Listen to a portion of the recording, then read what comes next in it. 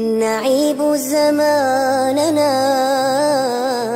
والعيب فينا،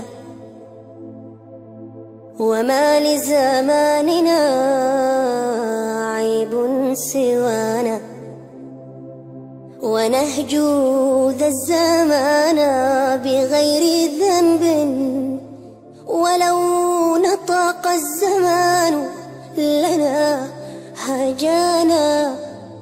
وليس الذئب يأكل لحم ذئب، ويأكل بعضنا بعضا عيانا، فدنيانا التصنع والتراي، ونحن به نخادع من يرى.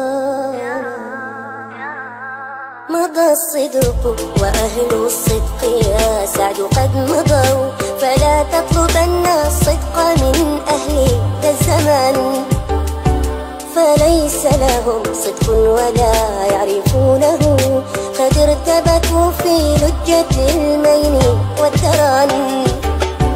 مضى الصدق وأهل الصدق يا سعد قد